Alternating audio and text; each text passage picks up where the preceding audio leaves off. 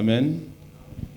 On va prier et recommander ces temps que nous allons passer ensemble entre les mains de Dieu. Là où tu es, prie pour ton cœur et remercie le Seigneur de t'avoir fait grâce d'être dans ces lieux, d'être dans sa présence ce matin. C'est une grâce. D'autres auraient bien voulu y être. Ils n'ont pas pu parce qu'ils sont peut-être malades. D'autres sont même morts. D'autres parce qu'ils ont travaillé. Ce sont des obligations professionnelles. Mais Dieu a permis que tu sois là, présent au milieu de nous. Et j'ai pris l'habitude de toujours dire merci, merci, merci. Merci pour tout ce que le Seigneur fait. Seigneur, merci pour ta faveur, merci pour ta grâce, merci pour ton amour. Je commence par te dire merci pour le souffle de vie que tu as renouvelé en chacun de nous. Je te dis merci pour cette semaine. Ça a été difficile, mais tout est possible à celui qui croit et nous avons pu faire ce que nous avons voulu faire par ta grâce. Et nous avons vu que la volonté paye. Merci Seigneur de nous avoir accordé cela.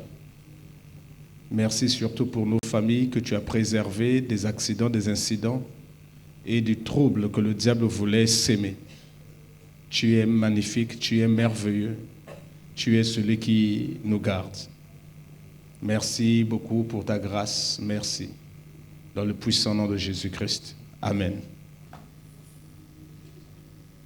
Amen. Hier, nous étions ici. Je commence par ça. Le Seigneur veut que l'Église soit formée.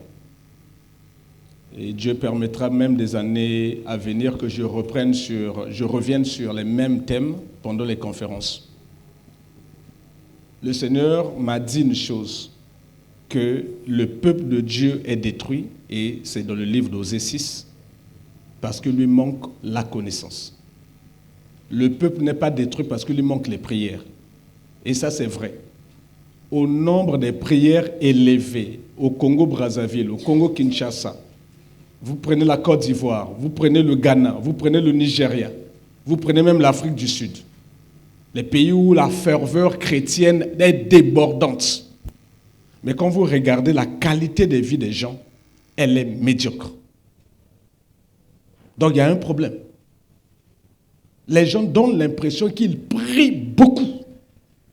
Mais pour quel résultat? Sinon peu de résultats. Le Seigneur m'a dit que c'était une question d'enseignement. C'est une question de formation. Quand les gens ne sont pas suffisamment enseignés, suffisamment formés, ils laissent cours aux émotions. Ils travaillent sur la base des émotions. Quand tu ne connais pas, tu improvises. Vous voyez les serviteurs de Dieu qui sont mal formés, mais ils improvisent les choses. À un certain moment, à court d'idées, il crée maintenant des phénomènes, il crée. Il est obligé de créer pour garder le niveau. Il est obligé de créer avec l'occultisme, créer même des miracles. Il crée des miracles. Ils s'entendent avec quelqu'un, on va donner de l'argent, et la personne viendra témoigner ici qu'elle a été délivrée miraculeusement. Tout le monde acclame. Après, bon, bisotoye bakango parce que cop après ici maraté. Hein, cop et beti potokuna, ovio na changala nanga tout. Et là, si vous êtes au niveau de la police, au niveau de la DST, paf, l'affaire éclate. Donc on se rend compte que les gens sont derrière des choses qui n'honorent pas Dieu. Mais qui en souffre? C'est le peuple. Pourquoi? Mais parce que le peuple n'est pas formé. Les gens de Béret, quand un serviteur de Dieu venait, ils parlaient, eux, ils prenaient la Bible et ils vérifiaient si ce que la personne dit est conforme aux Écritures. Si elle n'est pas conforme, les anciens de l'église diront au pasteur, ne l'appelle plus dans cette église. Ne l'appelle plus. C'est un aventurier. Mais on ne voit plus ça dans les églises. On acclame. Un jour, on va même acclamer un fou. Mais bien habillé. Hein? Il met un nœud pastoral. Il est là, il est en train de raconter des âneries. Mais on acclame. Parce qu'il raconte des choses qui font plaisir aux oreilles. Les gens ne sont pas suffisamment formés. Et là, j'attire l'attention. à tous les jeunes, vous qui venez d'intégrer l'Église, vous n'avez pas de formation, inscrivez-vous, nous avons des cours d'affermissement. Et je vais faire ces cours d'affermissement pendant les vacances, une batterie de formation pour les jeunes gens, les enfants de l'écodime, les plus âgés et les jeunes qui viennent intégrer l'Église. Vous devez faire les cours d'affermissement et on doit vous enseigner la vision de l'Église. Deux personnes ne peuvent pas faire chemin ensemble si elles ne s'entendent pas dès le départ. On doit s'entendre. Vous devez savoir ce que nous faisons ici. Quelle est la vision que le Seigneur nous a donnée pour que nous puissions cheminer ensemble. C'est très important. Amen. Donc ça, c'est le minimum. Le minimum, ce sont des cours d'affermissement. Mais ce n'est pas suffisant. Nous ici, le dimanche, par exemple, aujourd'hui, il y aura prédication. Le Seigneur nous a fait grâce. On transforme ça en sujet de prière avec une exhortation pour mercredi. On balance à tout le monde ou presque. Tous ceux qui sont dans WhatsApp. Ils ont ça, ils peuvent prier chez eux à la maison. Ils peuvent méditer la parole à la maison. Mais le Seigneur dit que ce n'est pas suffisant. Nous avons ici les vendredis mais chaque serviteur de Dieu, je ne regarde pas ce qu'il va dire. Je le laisse parce qu'il y a aussi l'apprentissage du Saint-Esprit. Le Saint-Esprit enseigne et utilise ses serviteurs, les apprend à prêcher et à lire la Bible et à méditer la Bible. Et nous venons ici pour prier pendant ces moments. Le Seigneur m'a dit, ce n'est pas toujours suffisant. Parce qu'il faut enseigner. Le Seigneur nous a fait grâce. À l'époque, nous faisons 3 dimanches pour un thème. Maintenant, on fait 3 jours parce que je n'ai plus les contraintes que j'avais avant. Mais on fait maintenant 3 jours pour un thème. Un thème. Et très souvent, le Seigneur rentre dans les profondeurs pour nous donner l'enseignement, mais aussi des moments de prière et de délivrance et de restauration. Le Seigneur me dit, même ça aussi, ce n'est pas suffisant. Il faut continuer encore. Parce que les gens lisent peu la Bible. C'est extraordinaire. Les gens aiment que quelqu'un leur lise et raconte la Bible. Je ne comprends pas ça. On peut passer une semaine sans tenir sa propre Bible et lire. Je mets ça dans le cadre des puissances des ténèbres, des influences des ténèbres. Je ne peux pas comprendre ça. Les chrétiens sont lourds à lire la Bible. Ils sont sur WhatsApp. Ils sont sur TikTok. Et c'est chronophage. Ça bouffe du temps. Ils ne s'en rendent pas compte. Ils n'ont pas du temps pour la Bible. Mais ils veulent être des champions. Ils veulent être des guerriers. Ils pensent que leurs petites prières là suffisent. Le diable a peur de la parole de Dieu. Il n'a pas peur de tes paroles à tout. Tes prières là sont tes paroles. Si tes prières ne sont pas conformes à la parole de Dieu, c'est du blablabla. Le diable, ça ne lui fait rien. Donc le Seigneur a dit, il faut enseigner. Et le Seigneur a mis à cœur que nous ayons, en dehors des 3 jours de séminaire, mais des moments spécifiques de conférences. Pendant des conférences, on ne regarde pas le nombre de passages bibliques. En tout cas, là, on va comme on veut. On peut lire 20 passages bibliques. Et ce sont des moments où la discussion est permise avec le pasteur. On peut poser les questions au pasteur.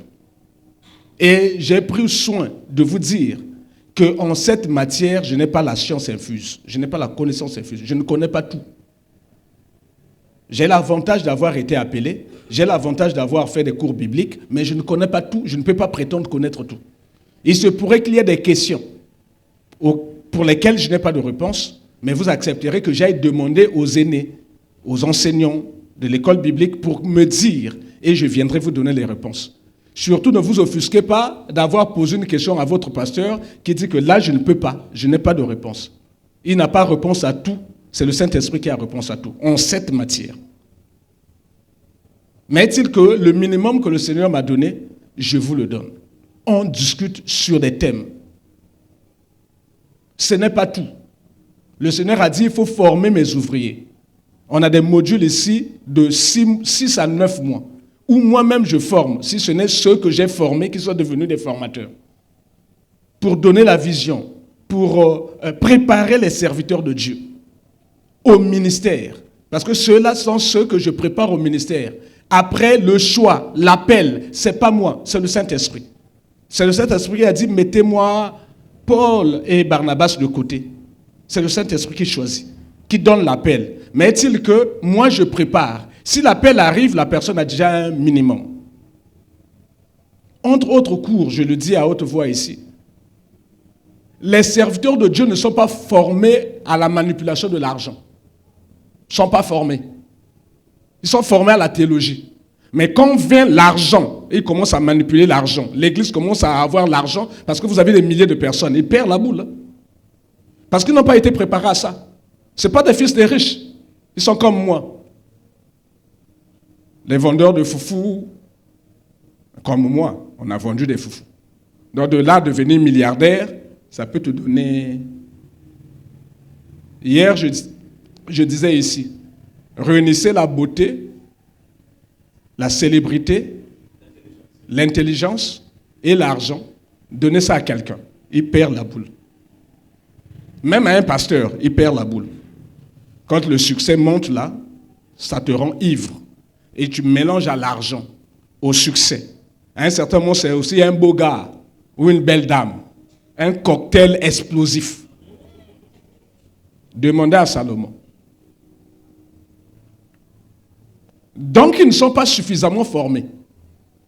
Mais nous, nos parents qui ont fait enseignement ici, quand ils allaient à l'ENI, à l'ENES, pour être formés, en dehors des matières, peut-être sciences, peut-être langue, on leur enseignait la déontologie, on leur enseignait la pédagogie.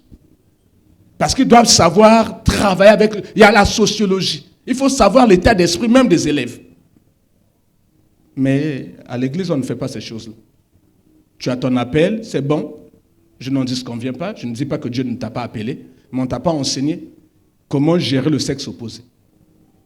Une personne de sexe opposé, comment tu dois la gérer? Et dans les églises, il y a des catastrophes. Les gens ne sont pas préparés à ça. Ils ont le succès, ils ont l'onction, ils ne sont pas préparés à ça. Ils ne sont pas préparés à l'argent. Ils ne sont pas préparés à recevoir les autorités administratives, politiques et militaires, païens et païennes, qui rentrent dans l'église. Dès qu'ils rentrent dans l'église, on voit les galons là, paf, ils deviennent diacres. On commence à lui donner des responsabilités. On lui fait même une chaise devant. Mais tu n'es pas préparé. Toi, tu es ministre de Dieu. En tes rangs, grades et qualités, tu dois te respecter. Et là, il commence à passer des nuits de prière dans la maison de ce riche, dans la maison de cette autorité. Il devient le pasteur de l'autorité. Voilà. Il n'est pas préparé à ça. Je le dis à ma honte, je suis pasteur. Donc, il y a des jeunes gens comme ça, Dieu en cop. L'église, c'est cop. Et puis, ça rambongo. Donc, tu viens, à peine tu fais le tchakou de la Bible, tu as lu la Bible là jusqu'à la fin, le tchakou. Vous connaissez le tchakou, non? Pour ceux qui ont fait l'école comme moi, là. Voilà, je connaissais mon livre, mon cahier de biologie, là, de la première leçon à la dernière leçon, quand j'étais en troisième. À la virgule près, tu poses une question, je te réponds. Donc, il y a des gens qui ont tchakouté la Bible.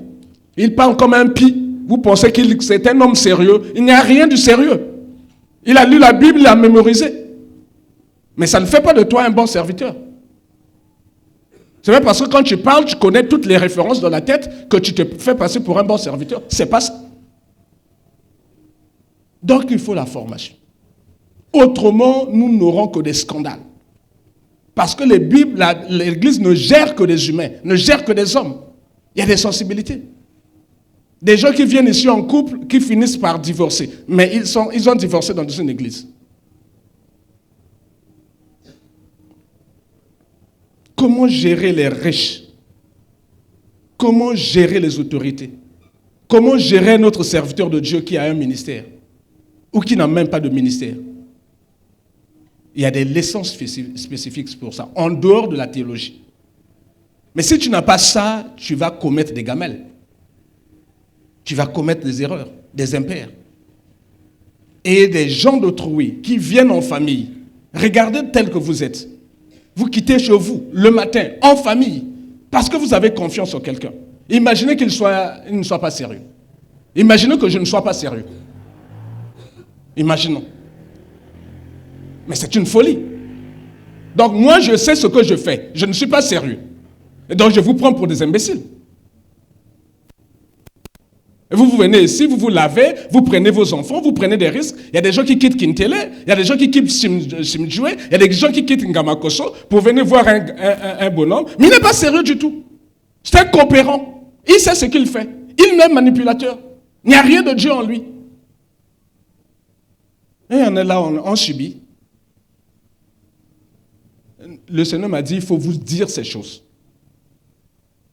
Et vous devez accepter d'être enseigné. Pour éviter que même demain, vos enfants aient des problèmes. Tu diras à ton enfant, voici le minimum. Quand tu vas dans une église, s'il n'y a pas ça, ne va plus là-bas. Le ciel ne va pas tomber. C'est très important, bien-aimés. Si nous manquons ces fondements-là, on aura des églises à succès, on aura des pasteurs à succès. Mais ce sont des gens, ce sont des aveugles qui vous conduiront dans des trous. Donc j'engage tous les jeunes gens qui servent Dieu avec moi, ouvriers, ouvrières, même si tu n'as pas l'appel, ce n'est pas grave. Mais moi, je veux avoir des gens qui sont bien formés, qui ont le minimum. Ce n'est pas pour devenir un grand lettré, un grand théologien, ce n'est pas ça. C'est de te donner les armes pour que tu puisses combattre le diable comme il se doit. Le diable a peur de quelqu'un qui connaît la parole, qui n'est pas orgueilleux, qui n'est pas ivre de sa connaissance, mais qui est humble de cœur, qui reconnaît la grâce de Dieu, mais qui connaît les Écritures. Quand tu connais les Écritures, tu mettras le diable en difficulté. Dieu n'a pas dit que mon peuple meurt parce qu'il manque des prières. Je vous dis qu'au nombre des prières levées dans ce pays ou ailleurs, là, nos pays devaient être des pays développés. Mais regardez, au poste de responsabilité, il y a certains qui sont des chrétiens. Mais leur comportement, c'est lequel? Ils sont pires que les païens. Ils sont pires que les païens. Dès qu'ils découvrent l'argent, ils oublient qu'il est chrétien. Dès qu'ils découvrent le pouvoir, ils oublient qu'il est chrétien. Dès qu'ils découvrent les honneurs, ils oublient qu'il est chrétien. Parce qu'ils ne sont pas suffisamment formés. Les prédications de dimanche ne suffisent pas, m'a dit le Seigneur. Donc il faut former. Donc on a des moments ici de conférence où nous venons, nous discutons avec le pasteur. Si le pasteur est limité, il est assez humble pour reconnaître que là, ça me dépasse, il me faut aller demander aux aînés. Mais pour l'essentiel, le pasteur vous le donnera. Et nous, on a commencé à... Ça, c'est la deuxième conférence. La première, c'était sur le mystère de Dieu. On a vu le mystère de Dieu. Tout le monde parle de Dieu, mais de quel Dieu? La deuxième conférence, ça fait 2 samedis que nous travaillons sur un même thème. Le mystère des êtres célestes. On s'est rendu compte que même les cieux, là, il y a plusieurs cieux. Il n'y a pas que 3. On s'est rendu compte qu'il y a une multitude d'êtres spirituels que Dieu a créés. Ils sont plus nombreux que les êtres humains sur la terre. Mais la Bible nous dit que le tiers de ces êtres-là, le tiers de ces êtres est passé dans la rébellion avec le diable. Et Dieu a commencé à nous enseigner ces êtres-là. On a vu les 24 vieillards, on a vu les 4 êtres vivants, on a vu les chérubins, on a vu les séraphins, on a vu les dominations, les autorités, les principautés, les hauteurs, les profondeurs. Tout ça sont des esprits, mais tous ne sont pas des anges. Ce sont des esprits qui sont différents des anges. On a vu des archanges. On s'est arrêté là. Il nous manque un jour pour clôturer ce thème en regardant maintenant les anges. Après, on aura une autre conférence pour regarder les êtres qui se sont rebellés, comment ils sont rentrés dans la rébellion. Hier, il y a eu plusieurs questions intéressantes. Le Seigneur veut que nous puissions apprendre toutes ces choses, pour ne pas se laisser gruger, pour ne pas se laisser tromper, pour ne pas se laisser mentir. Que Dieu vous bénisse. Je vous demande de prendre le train en marche pour ceux qui n'ont pas pu participer à ces moments. Il n'y a pas encore de date. Je m'assierai avec les autres pour trouver une date pour terminer cette conférence, ce dernier point de la conférence sur les anges. On va prier pour écouter la parole du Seigneur. Non, on va faire ça prochainement. Ça, les gens connaissent. Les 2000 pour l'entraide et autres, les gens connaissent. Prochainement, mon frère. Là, l'heure est passée. Oh, c'est quoi ton affaire? On va prier, s'il vous plaît. Éternel Dieu Tout-Puissant, merci pour ces temps, merci pour ces moments. Merci pour ta faveur. J'ai pris mon temps pour donner des annonces parce que ça participe à la vie de l'Église. Il faut que l'Église sache ce qui se passe et que tous les membres de l'Église participent aux activités et soient informés de ces activités. Je te dis merci pour le cœur que tu as donné à tout un chacun ici. Un cœur humble, un cœur d'amour, un cœur obéissant, un cœur sage, un cœur prudent, un cœur merveilleux. Bénis ces cœurs et préserve-les. Seigneur, je te recommande ce peuple, toutes ces familles qui viennent prier ici. Je te prie d'en prendre soin et de protéger chaque membre et chaque famille. Seigneur, voici le temps pour nous de t'écouter. Parle-nous, instruis-nous, dans le puissant nom de Jésus-Christ. Amen. Vous avez compris que j'ai fait exprès de lire toutes les annonces, de faire tous les commentaires parce que ça participe à la vie de l'Église. Si tu viens seulement pour écouter, prendre ta part et partir, donc tu n'es pas membre de l'Église, tu es un mercenaire. Tu dois savoir ce qui se passe dans ta maison. Quelqu'un qui ne sait pas ce qui se passe dans sa maison, c'est terrible. Je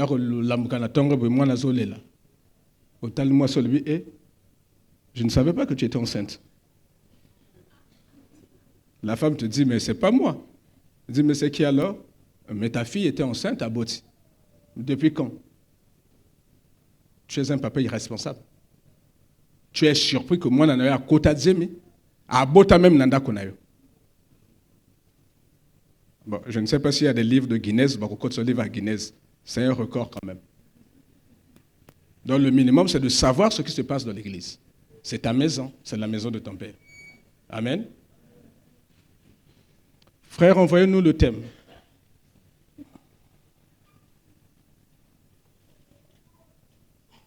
L'ennemi veut utiliser un événement imprévisible ou une mauvaise nouvelle pour te détruire. Vous vous souvenez que je crois le dimanche 16,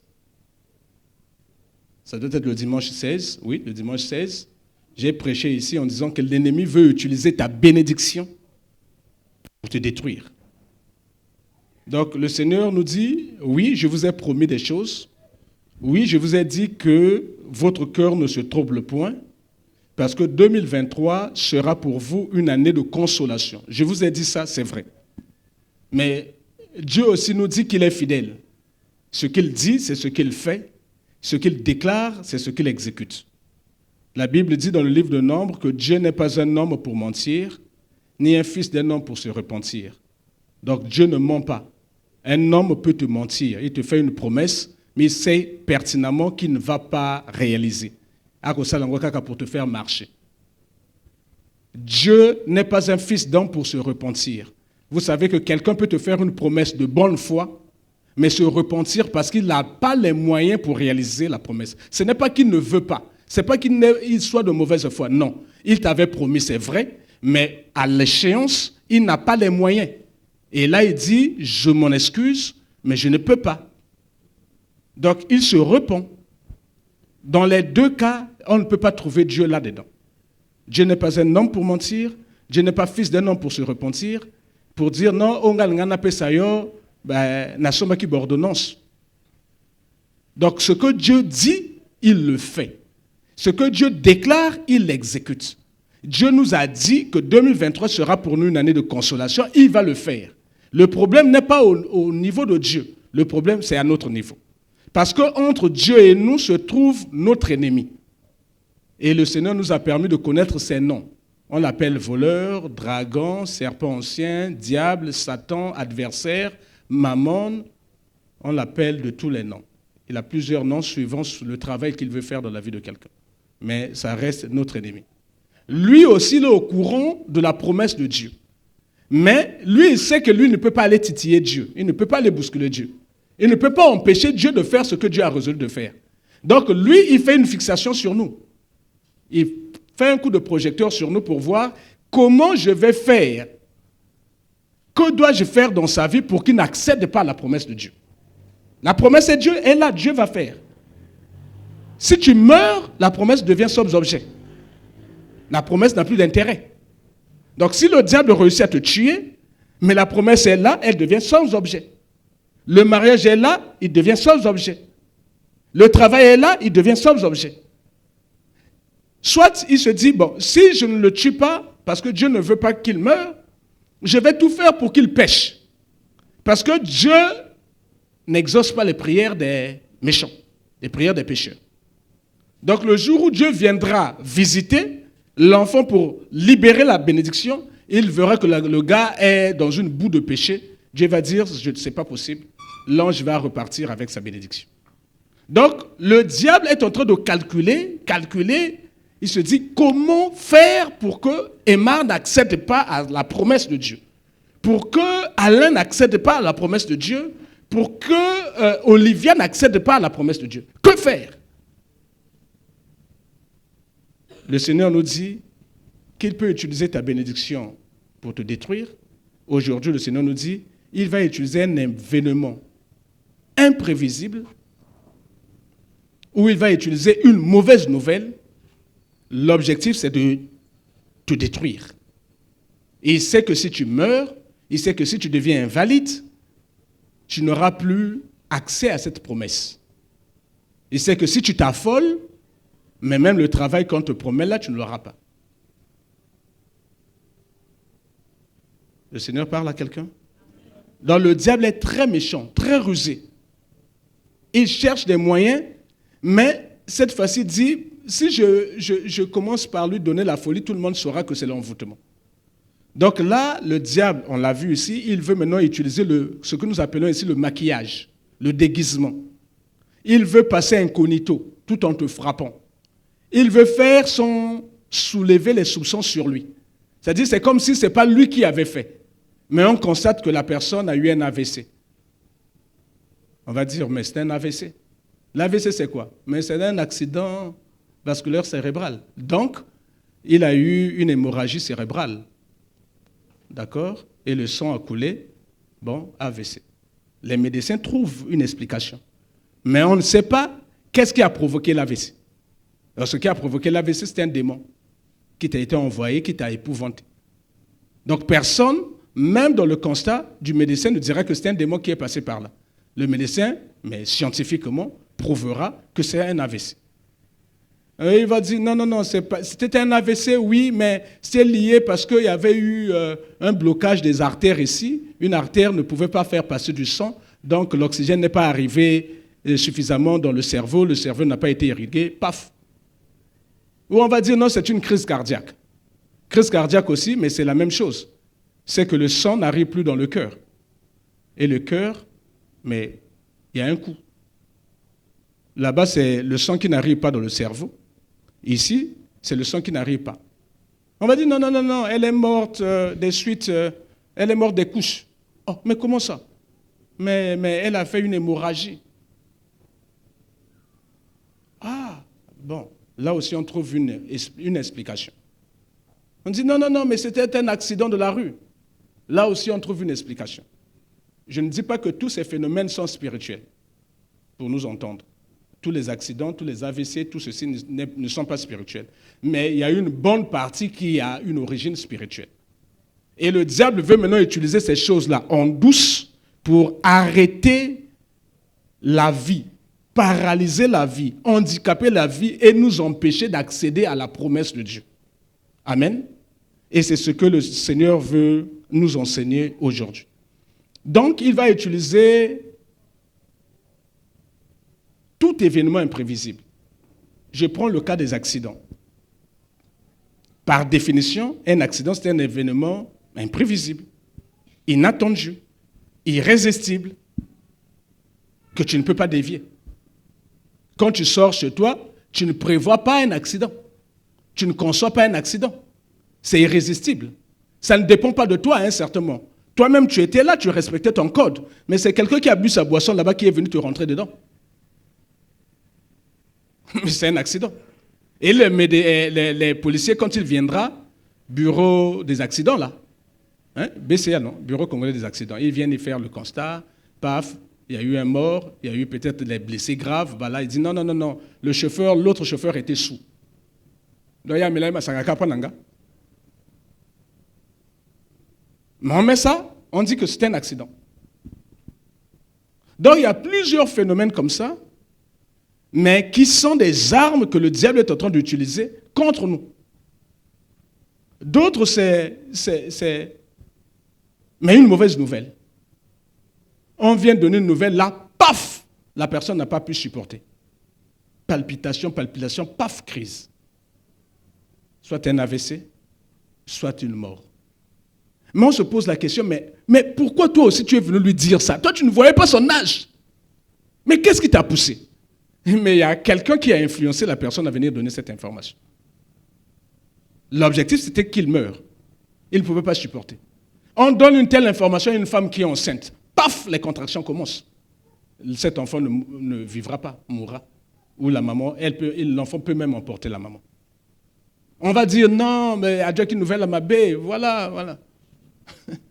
Mais derrière, l'ennemi a agi. Mais proprement, sans laisser de traces. Personne ne saura que c'est lui qui est à l'origine de ce drame et de cette infirmité. Est-ce qu'on peut acclamer le Seigneur?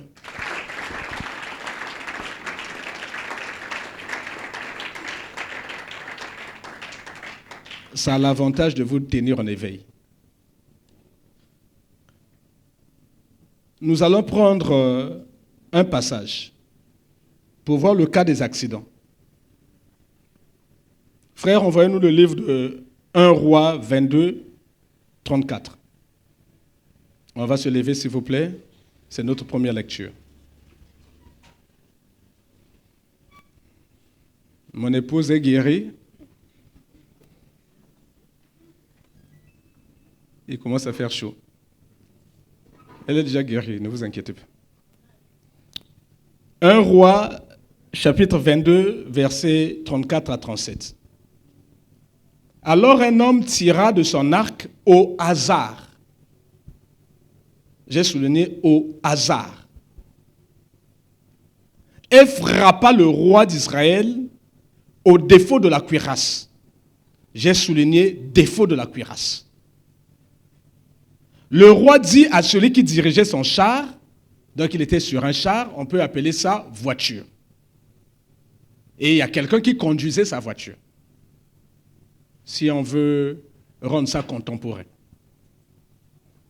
Le roi dit à celui qui dirigeait son char, tourne et fais-moi sortir du champ de bataille, car je suis blessé.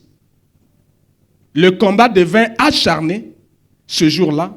Le roi fut retenu dans son char, en face des Syriens, et il mourut le soir.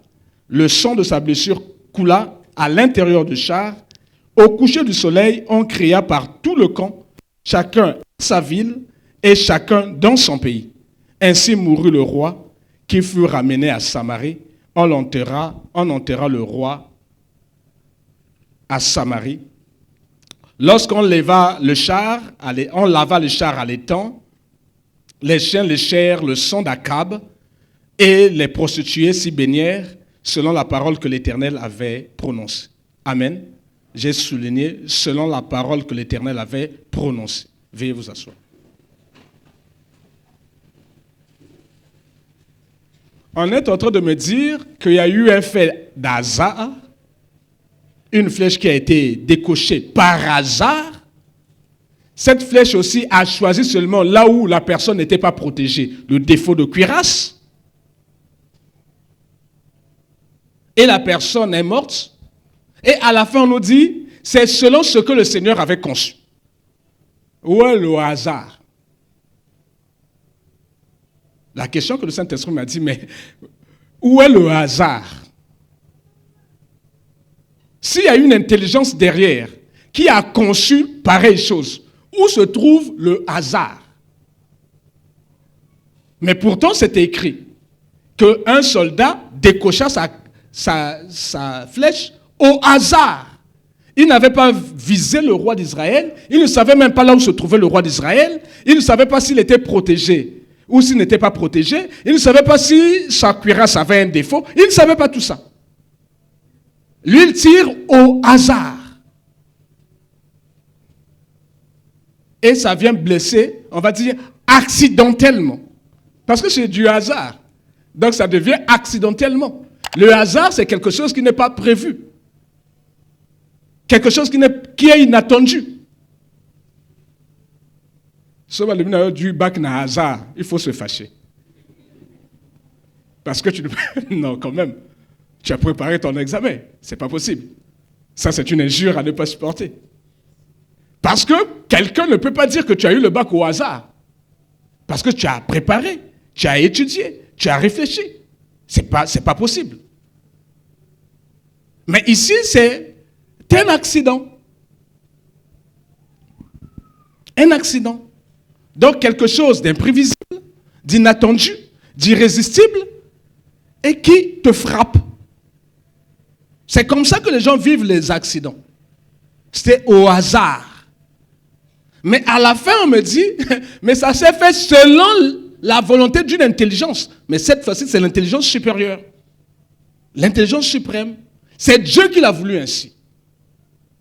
Le diable est le singe de Dieu. Il cherche aussi à copier Dieu pour faire ces choses. Mais le constat des humains qui n'ont pas l'intelligence renouvelée, ils disent c'est au hasard. Quand les policiers viendront faire le constat, on va dire que c'est un accident. Personne ne verra l'arrière-plan où se trouvait une intelligence, cette fois-ci maligne, qui a fait que l'accident-là arrive. Il y a eu un incendie à la maison, les gens sont morts. On dit non, c'était un court-circuit. Courant et Kendeki et Zongina décharge à Mabé. Oui, on est d'accord avec vous. Mais dans tout ce bloc-là, il n'y a qu'une maison qui a brûlé. Donc il n'y avait que là-bas où il y avait des décharges, il y avait... Et les gens sont morts. On viendra faire le constat. On va dire non, c'est un problème d'électricité, mauvaise électricité, retour. Ça fait 25 ans, 30 ans qu'ils vivent dans cette maison. C'est maintenant là, c'est retour. Courant Yaki Mabi.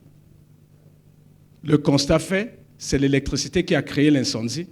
Les sapeurs-pompiers sont arrivés en retard. Les gens sont morts. C'est un incendie.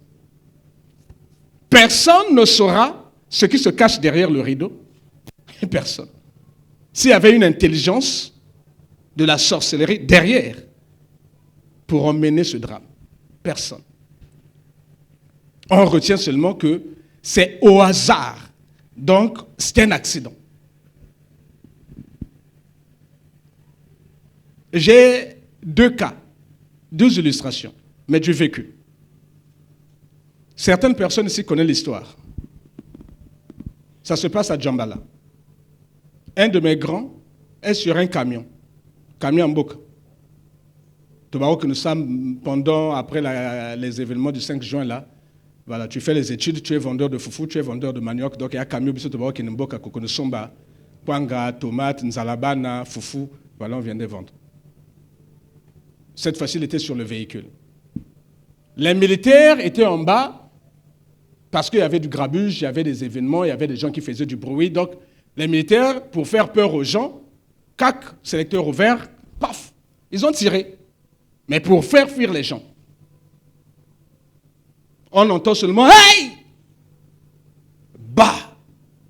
Il a reçu ce que nous appelons « balle perdue ».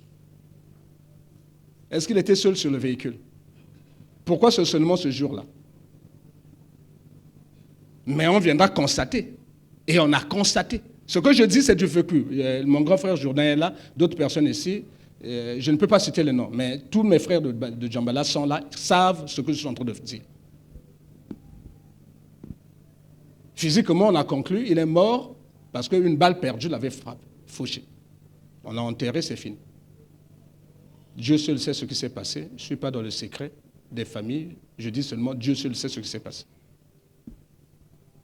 Je reviens à un autre sujet que je connais bien.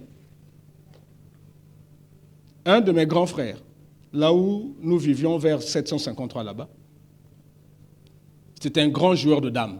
C'était le meilleur d'ailleurs. Ah, bienvenue n'est pas là. C'était le meilleur du quartier. Mon propre grand frère.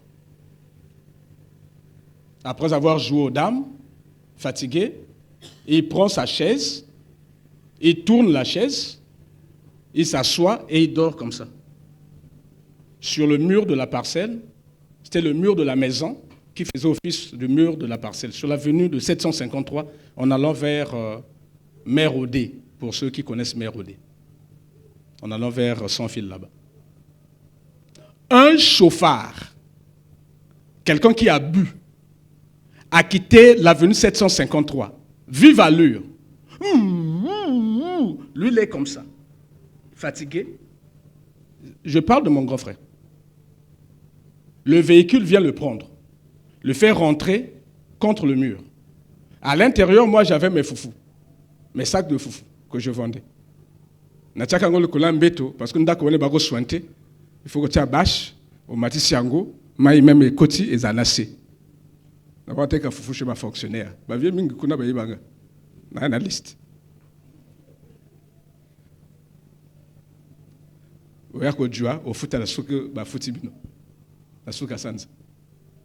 Vous me regardez bizarrement là, c'est comme ça la vie. Tous ceux qui sont ministres ici, là, vous savez ce qu'ils ont fait en Europe? Ils ont mis la serpillière. Ils sont allés dans les vendanges. Ils ont fait des pommes. Il y a un doctorat qui a commandé biso. Biso to kena kite to sal namboka.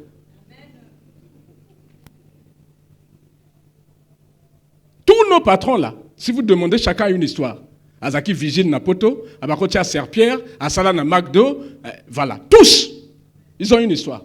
Sauf Bana Bamvama.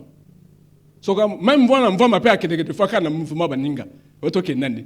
Ya tika dande ki mvama. Ya ka on m'a kaya lanzi baninga pe. A comment que nous lokota ba pomme. Après on bega papa là. Mais ils ont fait ça là-bas. Nous on a fait ici.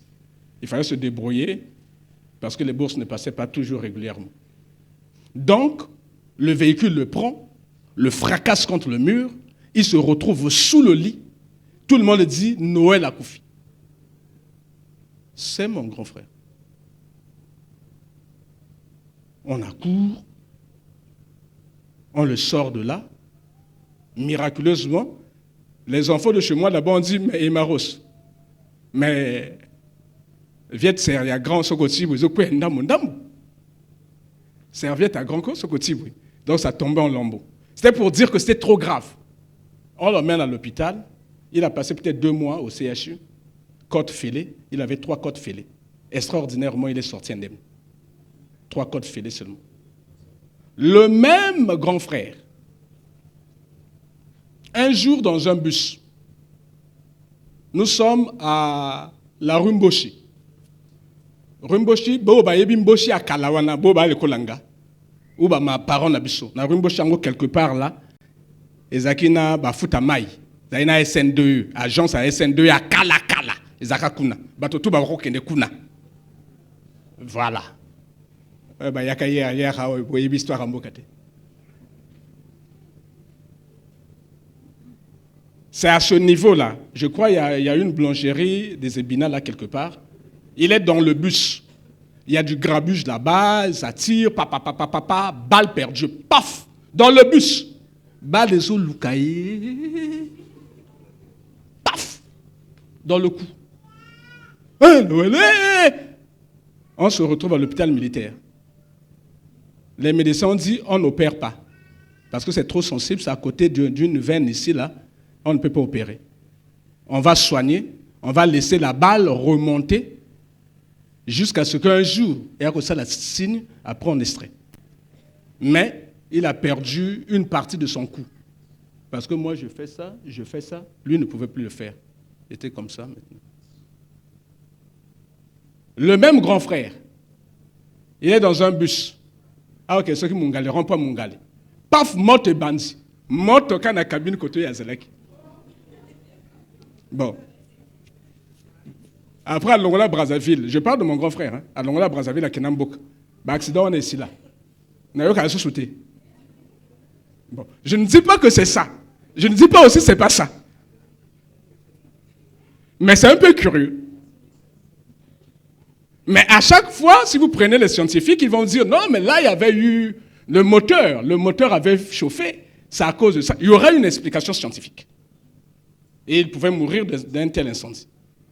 Ailleurs, on va dire, non, non, non, c'est une balle perdue, hein? Il n'était pour rien, voilà. On va trouver aussi une raison. Les accidents, le hasard, le défaut de cuirasse. La cuirasse, c'est quelque chose qui te sert à te protéger. Or, plusieurs chrétiens ont des défauts de cuirasse. C'est-à-dire qu'ils ne se couvrent pas entièrement. Ils ont une partie protégée dans leur vie. Ils ont une partie où eux-mêmes ils savent, ils sont conscients. Parce que la Bible ici nous dit le défaut de cuirasse. Donc ce roi, quand il sortait pour aller au combat, il était conscient qu'une partie de son corps n'était pas protégée. Il était conscient qu'il avait un défaut de cuirasse. Or, le diable sait lire les défauts de cuirasse dans nos vies. Lui, il était en guerre, mais nous sommes aussi en guerre en permanence contre les puissances des ténèbres. Nous sommes en guerre contre les puissances des ténèbres. Donc, lui, il sort, il va dans une guerre avec un défaut de cuirasse. Il est conscient qu'il a un défaut de cuirasse. Autrement, la Bible n'aurait pas dit. C'est comme nous. On me parle d'un grand guerrier du temps de la Grèce qui s'appelait Achille. Lui aussi, il avait un défaut de cuirasse. Il était tout protégé, mais son talon n'était pas protégé. L'ennemi a décoché une flèche et n'a visé que son talon. Et il est venu tomber, la flèche est tombée au tendon. Vous savez que si on te coupe le tendon, on te prive de la station debout. Et Achille est tombé et les ennemis sont venus l'achever. Et depuis lors, l'expression est rentrée dans notre vocabulaire. On dit c'est son talon d'Achille, c'est son point faible. D'accord? Talon d'Achille, ça veut dire ça. Parce qu'il a été touché là où ce n'était pas couvert. Donc c'est son point faible. Chacun de nous ici connaît le point faible. Chacun de nous ici connaît le péché qui crée un défaut de cuirasse dans sa vie. Mais il faut le traiter, mon frère. Il faut le traiter, ma soeur. Si c'est ta bouche là, il faut traiter la bouche. Si c'est tes pensées, il faut traiter les pensées. Si c'est le péché sexuel, il faut le traiter. Si tu sors avec un homme qui est marié, il faut arrêter ça. Il faut arrêter. Si tu es un escroc, arrête l'escroquerie, travaille de tes mains. Si tu es un voleur, arrête, Le Seigneur parle à quelqu'un? Ici, ce gars était conscient de son défaut de cuirasse.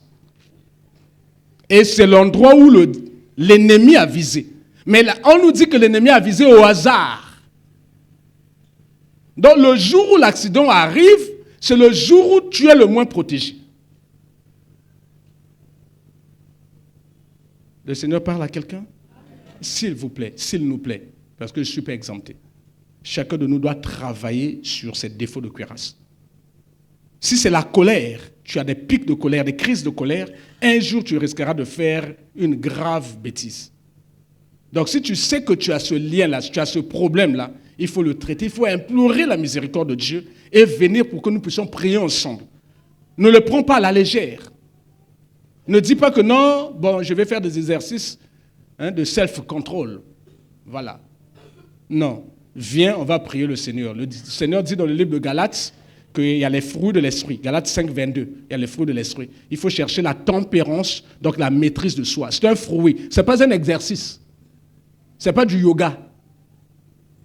Ce n'est pas faire du yoga, faire du sport pour développer le self-control. Un jour, il y a Robert Amoto Kakato. Ce n'est pas ça. Ici, il faut avoir le fruit de l'esprit qui s'appelle tempérance, qui s'appelle maîtrise de soi. C'est un fruit de l'esprit. Le Seigneur parle à quelqu'un? C'est très important. Parce que tu es en train d'attendre l'accomplissement de la promesse de Dieu et Dieu est fidèle. Mais entre-temps, le diable est en train de te scanner et d'identifier quels sont tes points faibles. Et lui le sait, toi aussi tu le sais. Mais un jour tu tomberas. On ne s'amuse pas avec le malin. Ce sont des discussions inutiles dans le foyer. J'ai toujours dit, le foyer n'est pas un ring. Ce n'est pas un ring. Que celui d'entre vous, dans le foyer, qui a raison, n'écrase pas celui qui a tort ou celle qui a tort. Que celle qui a tort ou celui qui a tort accepte que j'ai tort. Excuse-moi ma chérie, excuse-moi mon chéri. Ça ne t'enlèvera en rien. Au contraire, ça te fait grandir, ça te bonifie. Quand tu as tort, on n'explique pas. On reconnaît que j'ai mal fait, j'ai mal dit, je me suis mal comporté. La Bible dit qu'une réponse douce calme la colère, une parole insensée excite les colères. Amen. Donc il suffit de placer une parole douce. Quand quelqu'un veut monter, tu reconnais ton erreur, tu vas voir la personne va descendre d'elle-même. Tu auras gagné ton mari, tu auras gagné ta femme. Ne dis pas que je suis le mari, ce n'est pas possible, je ne peux pas m'excuser, ce n'est pas possible. Tu es en train de créer des conditions pour avoir des défauts de cuirasse dans le foyer, mais ça va voler en éclats. Que tu sois pasteur, que tu sois je ne sais qui, ça va voler. Si tu as tort, sois humble de cœur, reconnais que j'ai tort. Donne raison à ta femme, donne raison à ton mari. Ça ne t'enlève rien. Dans la rue, là-bas, la femme n'ira pas dire non, avant de la kinga, elle ne dira jamais ça. Ça s'arrête entre vous deux. Si la femme aussi avait demandé pardon à un petit maboko likolo, ça reste entre vous. Mais nous voulons toujours avoir raison, quand bien même nous sommes conscients que nous avons tort. Mais c'est pas possible. Bon. Il y a une bouteille là. Tu as vu la bouteille. Au Kotambo là. Papa, l'écolo est touché, bouteille, panzali, pas. L'autre dit, ah, mais tu viens de casser une bouteille, mais c'est toi qui l'avais déposée là. Mais c'est quoi ton affaire? Tu viens de casser une bouteille, excuse-toi. Tu trouves un bouc émissaire, c'est la faute de celui qui avait déposé la bouteille. Cette bouteille est déposée, ça fait 3 mois. Ah non. Soyons sérieux. Et nous sommes en train de créer des défauts de cuirasse dans nos maisons. Le diable viendra, à cause de ces mésententes-là, placer l'ivraie, placer le malheur et placer le divorce. On ne doit pas s'amuser. Tu as tort, tu acceptes que tu as tort. Mais que celui qui a raison n'écrase pas celui qui vient de demander pardon. C'est frustrant que de demander pardon à quelqu'un et qui t'humilie et abimisango libanda. C'est très frustrant. Tu es en train de dire à la personne qui vient de s'excuser, ne le fais plus. Parce que si c'est moi, je ne le ferai plus. Enfin, si c'est... Je suis pasteur, je dis encore ça. Oui, je ne le ferai plus. On ne humilie pas la personne qui est à terre. On ne frappe pas quelqu'un qui est déjà à terre. On ne frappe pas. Quand quelqu'un s'humilie, donc il accepte déjà qu'il est à terre. Mais tu ne vas pas frapper la personne qui est à terre. L'autre te demande pardon, s'excuse. Yozo bimana chambre, alors, on le va qui trop ming, voilà. Tu humilies l'autre. Alors, on sait qu'il m'a quel là, on sait qu'il pardon. Et quand tu commences à dire ça, les voisins commencent à entendre. Toi, tu cherches quoi? C'est ta femme, c'est ton mari. Donc, que tu aies raison, que tu aies tort, il y a une conduite à avoir pour que nous ne puissions pas créer un défaut de cuirasse dans notre foyer. Notre objectif, c'est de préserver notre maison des attaques du diable. La Bible dit, soyez sobres, car votre adversaire rôde comme un lion rugissant, cherchant qui il va dévorer. Il rôde. L'adversaire rôde. Soyez sobres, soyez sages, soyez prudents. Nous, on crée des défauts de cuirasse. Parce que tu te drapes de ton orgueil d'homme. Tu ne peux pas s'excuser. Tu mets ton orgueil de femme. Ils disent, l'élo, ezali, l'élo, motakola lanzalae.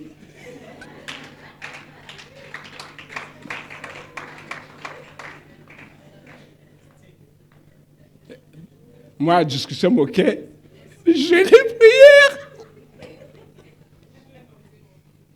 Donc tu pousses l'autre à jeûner.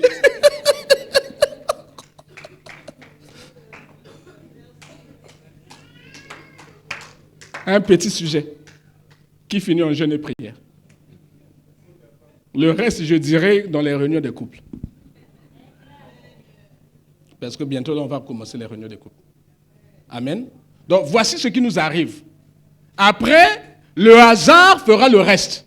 Parce que toi-même, tu as créé des conditions pour que la cuirasse ne soit pas protégée. La cuirasse a des défauts. Et comme la cuirasse a des défauts, le hasard, maintenant, apparaît. C'est-à-dire, le hasard, là, suit la cuirasse. Et les hommes disent maintenant que c'est un hasard. Mais derrière, il y a quelqu'un qui a créé des conditions pour que le hasard là soit possible. Parce qu'il a lu d'abord qu'il y avait des défauts de cuirasse. Le diable veut utiliser un événement pour détruire ta vie. Le diable peut aussi utiliser une mauvaise nouvelle pour détruire la vie de quelqu'un. Frère, envoie-nous le livre de 1 Samuel 4, verset 11 au verset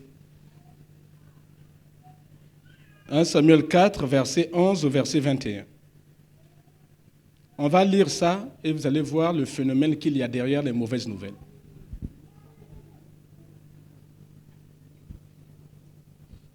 Je lis dans le nom du Seigneur Jésus.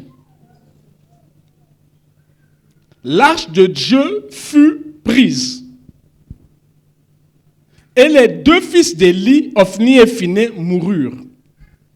Un homme de Benjamin courut du champ de bataille et vint à Silo le même jour, les vêtements déchirés, la tête couverte de terre. Lorsqu'il arriva, Élie était dans la tente, assis sur un siège près du chemin, car son cœur était inquiet. J'ai souligné inquiet.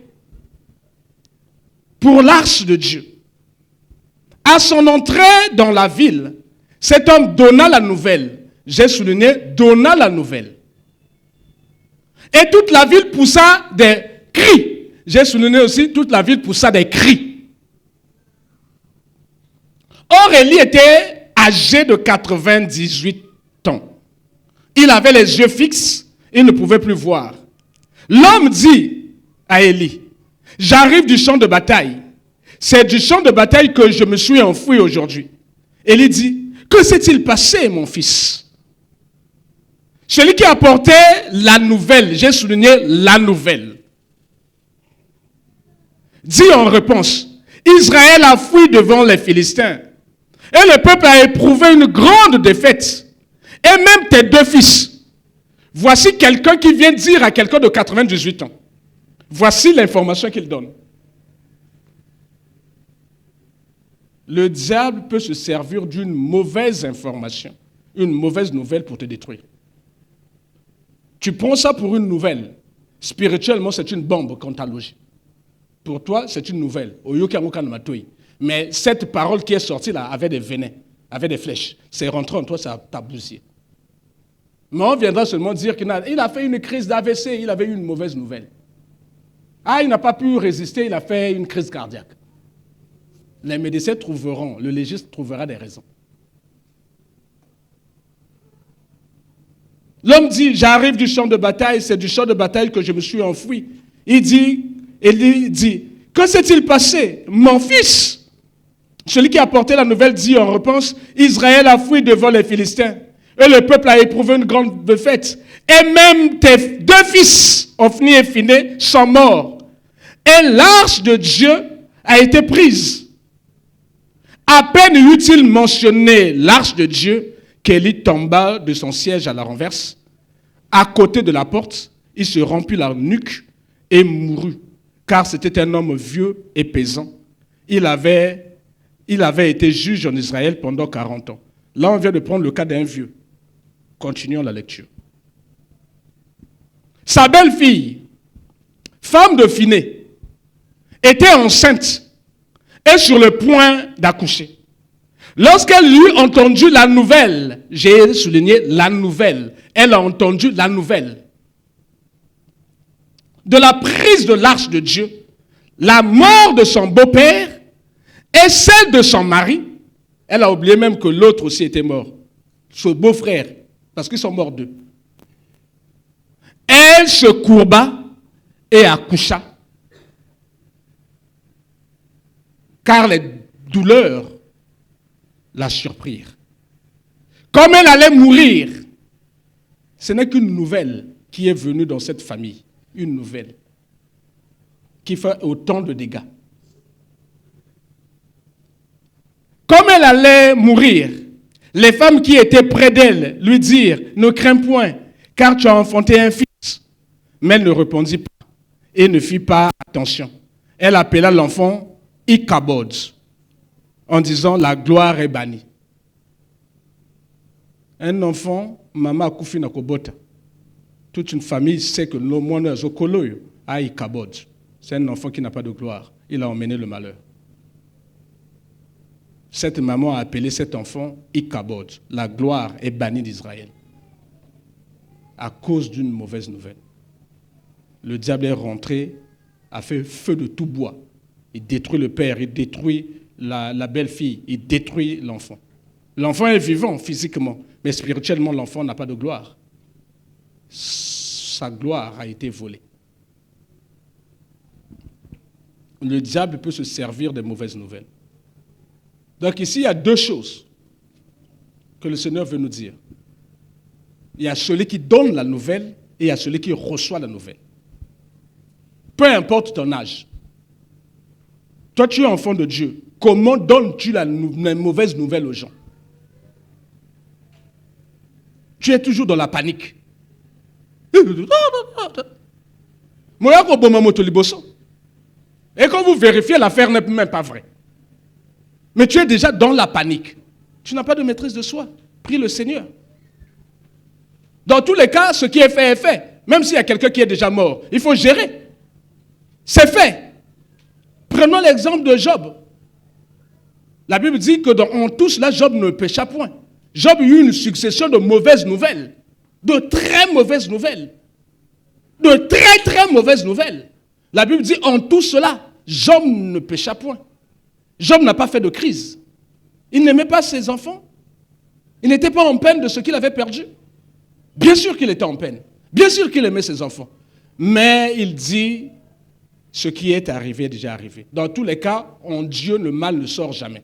S'il y a eu le mal, donc ça vient de l'ennemi. Donc c'est une attaque. Donc il me faut être suffisamment lucide pour gérer maintenant ce qui arrive. Mais très souvent, les chrétiens perdent les moyens, perdent toute maîtrise pour avoir entendu une mauvaise nouvelle. Et ça peut créer des dégâts, mais des dégâts phénoménaux. C'est à nous. Dieu nous a donné la maîtrise de soi. Dans tous les cas, ce qui est arrivé, tu ne peux rien changer. Si c'est avéré, tu ne peux rien. Mais tu dois gérer. Tu es un chrétien. Tu es au-dessus des problèmes. Tu as reçu l'Esprit de Dieu.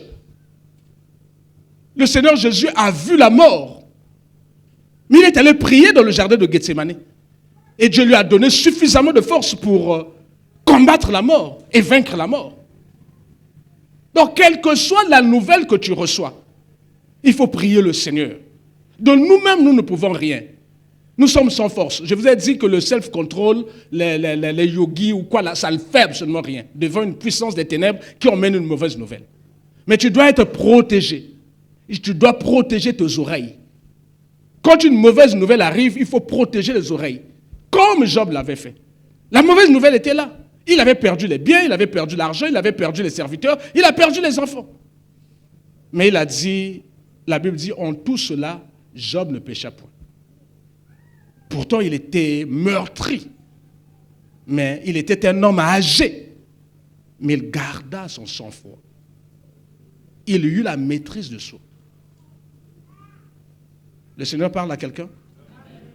Dieu peut permettre une épreuve dans ta vie. Peut permettre. On ne le souhaite pas. Mais dans tout ce que Dieu fait, c'est pour notre bien. Jamais pour notre malheur. Amen. Donc quand Dieu permet une épreuve, il faut garder le sang-froid. Ça peut être une attaque du diable au travers d'une mauvaise nouvelle. Il faut garder le sang-froid. Il faut être dans la maîtrise de soi. Pour éviter d'aller dans tous les sens. Au point où tu ne pries même pas. Tu es dans les courses. Cette femme a reçu une mauvaise nouvelle. Le vieux, lui, il était vieux, âgé. Il est tombé, paf, une crise cardiaque, il s'est brisé la nuque, paf, il est parti. Mais la femme, les douleurs de l'enfantement, paf, elle enfante, elle meurt des suites de ses couches. Elle l'enfant, mais l'enfant devient comme un porte-malheur dans une famille. Alors que l'enfant n'est pour rien. L'ennemi, c'est celui qui a emmené la mauvaise nouvelle. Donc quand une mauvaise nouvelle arrive, le diable peut utiliser qui il veut. Mais Dieu t'a donné suffisamment d'armes et de fruits de l'esprit pour résister aux mauvaises nouvelles. D'autres sont même des moyens du diable pour te terrasser. Et tu dois rester dans la présence de Dieu et prier. Je prends le cas contraire. Nous sommes là. Comment présentes-tu une mauvaise nouvelle aux autres? Tu ne demandes même pas. Tu es où? Tu ne demandes pas. Allô? Yaya? Oyebi? Tu m'as quoi? Mais tu ne sais pas si la personne était en train de préparer. Tu ne sais pas si la personne traversait l'avenue. Tu ne sais pas si la personne était au volant. Tu ne sais pas. Toi, c'est balancer l'information. Tu deviens l'instrument du diable pour faire du mal à l'autre. Et là, il est au volant. Tu lui balances ça. Il ne voit pas devant là. Paf! Il ramasse les gens. La mauvaise nouvelle va tuer les gens là-bas. Parce que toi, tu n'as pas la maîtrise de soi. Dès que ça tombe là,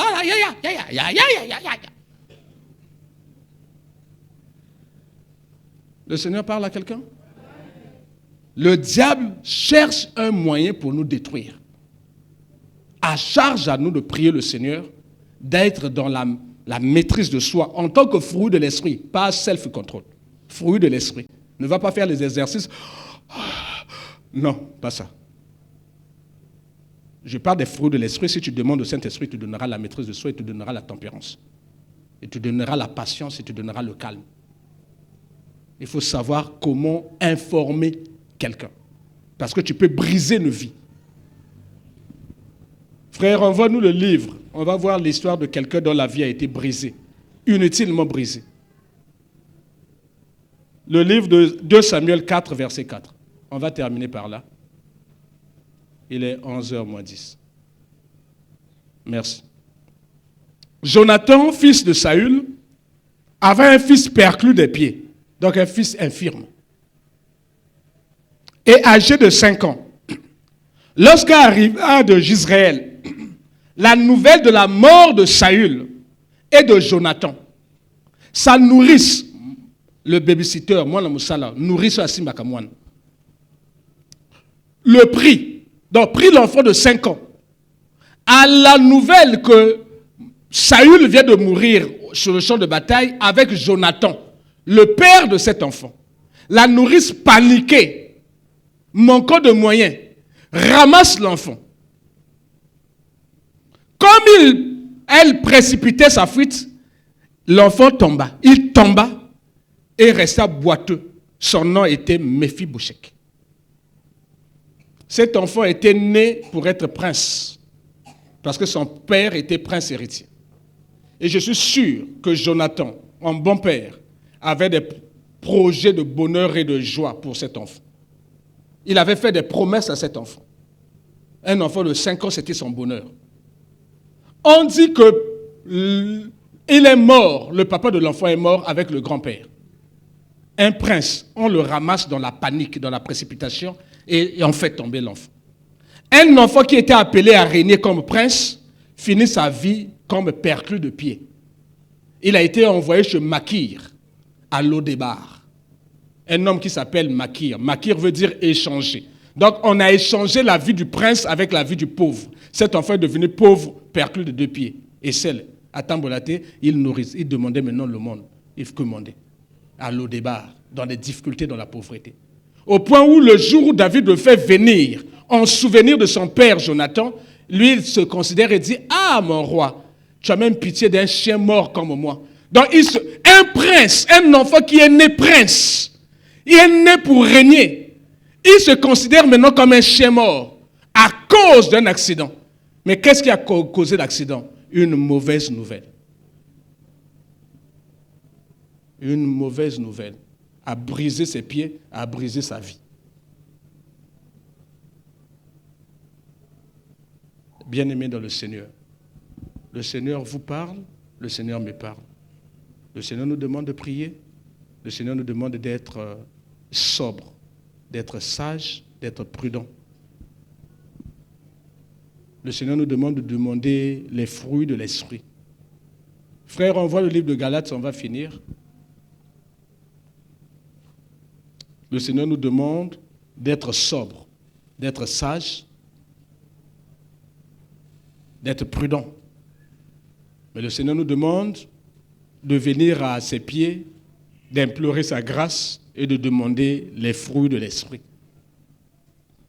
Mais le fruit de l'esprit, c'est l'amour, c'est la joie. Ne perdez jamais votre joie. C'est la paix. Ne perds jamais ta paix, quel que soit ce qui arrive. Le Seigneur Jésus n'a jamais perdu sa paix. Jusqu'à la croix, il a dit, Père, pardonne-leur. Il était en paix avec lui-même. Quelqu'un va me dire, mais pasteur, c'est facile à dire, difficile à appliquer. Mais voilà pourquoi le Saint-Esprit est à nos côtés. Tout ce qui est difficile, c'est lui qui nous aide à le faire. La patience, la bonté, la bénignité, la fidélité, la douceur, la tempérance. D'autres versions de la Bible, à la place de la tempérance, on dit la maîtrise de soi. Amen. Ce sont des fruits de l'esprit. Si tu aspires à ça, tu demandes au Saint-Esprit, il va te les accorder. Et c'est ça qui te permettra de tenir ferme et de ne pas avoir des défauts de cuirasse. Que Dieu vous bénisse.